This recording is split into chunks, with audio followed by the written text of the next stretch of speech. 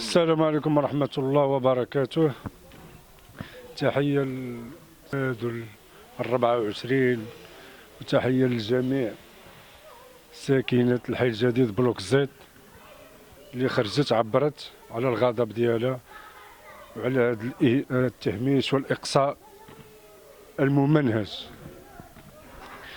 الرسالة ربما حنا كنزيدو نزكيوها، الرسالة واصلة كنزيدو نزكيوها إعلاميا باش نزيدو نوصلو الصوت ديالنا لأعلى جهات في البلاد، وكنطالبوا بالتسريع ديال التهيئة ديال هاد الأحياء المهمشة على أساس تعتبر هاد الأحياء قديمة وبقات هي الأخرى، وحنا كنعتبروها بؤرة انتخابية بالنسبة لهم هما، كيخليوها باش دايما يجي في الحملات الانتخابية ويعطي الوعود الكاذبة.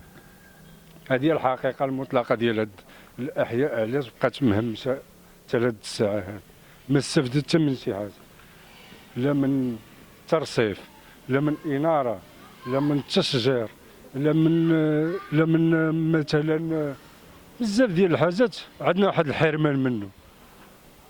وهذا راه 2023 ما يمكنش اننا نكونوا باقيين كنعيشوا على هذا الواقع هذا راه واقع مزري. كما قالت واحد السيده، راه الدواور اللي هي مجاوره لنا لازم تعدلوا تقادوا راه احسن منا. هذه هي الحقيقه.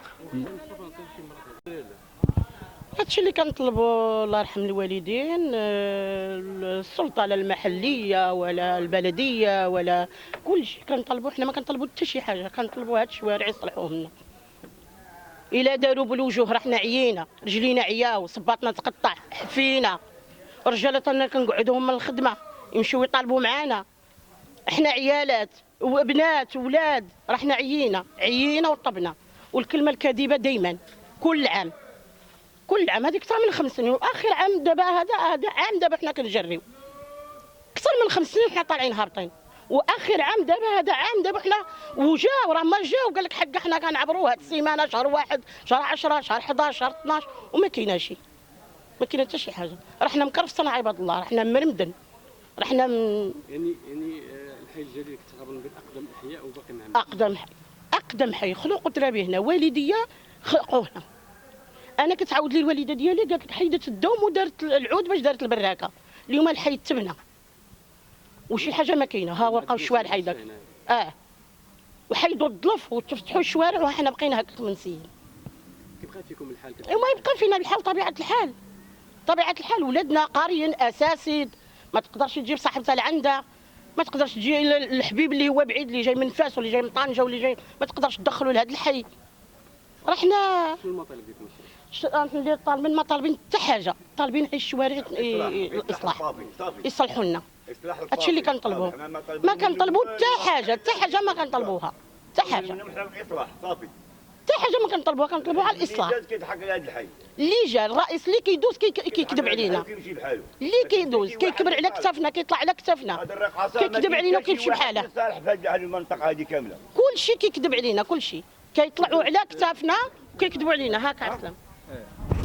سمعتينا يا اخوان، هذا الحي هذا هو الحي هذا كنسمعوه ماشي مهمش ولا حي ما كنعرفش شنو نسميه.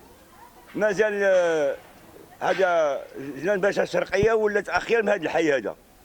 جنان باشا الشرقيه دوز منها عطاوهم 54 متر ولات اخير حي. اذا هذا الحي هذا عنده تقريبا واحد التاريخ كبير بالنسبه اللي كيقولوا في الاول في تاريخ جنان التاريخي ديالو. ولا اليوم الحي الجديد الصوت الثاني حي الزي، ها هو كتشوفوا الحي ديالو كامل. قرب الميكرو عندك. فهمتيني يا اخي؟ حنا كنشوفوا هذا الحي هذا اكبر حي. دابا مثلا انا عندي 70 عام في السنين ديالي، انا والدي خلق هنا وانا خلق هنا، عندي 70 سنه في العمر ديالي. كنعقل على هذا الشيء هذا كيفاش كان وكيفاش ولا، وها هو باقي هكا. طالبنا الرقص الاول والرقص الثاني، وهذا الرقص اللي طلعنا عنده وعينا من نهضروا معاه وعطينا الوعد كبير للجمعيه وكل شيء، وما كاين حتى شي حاجه. دابا كنطلبوا منكم الله الحمادين ساعدونا لهذا الحي هذا، ما طالبين والو منكم، لا طحين لا زيت لا والو. وكنطلب الجامعه ديال هذه المقاطعه ديال الكوديه هي اللي كتصرف على هذا الحي هذا هو هي المراقبه الاولى، منها القايد، منها المقدم، منها الخليفه على هذا الحي، وكتجوز كتشوفوا فهمتيني. مثلا الصافي توقع شي حاجه هنا ما كتقدرش تدخل الصافي، لابوراسيا المرضى ما كاين حتى شي واحد تقدر تدخل فهمتيني، لا بالشتا ولا بالقايله ولا والو. طلبوا منكم الله يخليكم المسؤولين هما يشوفوا هذه الحياه هذا. شكرا. اللي ما بغاش حتى واحد يستقبل هذه يجي عندنا يقول احنا ما قادرين نعملوا حتى شي حاجه. نمشيو بيدنا نجمعوا، نمشيو للرباط عند سيدنا نغوتوا عليه في القصر الملكي، هو اللي غيجي يعدل لنا هذا الشيء هذا. لكن هاد الناس هذا راه ما كاينش منهم والو. شكرا لكم.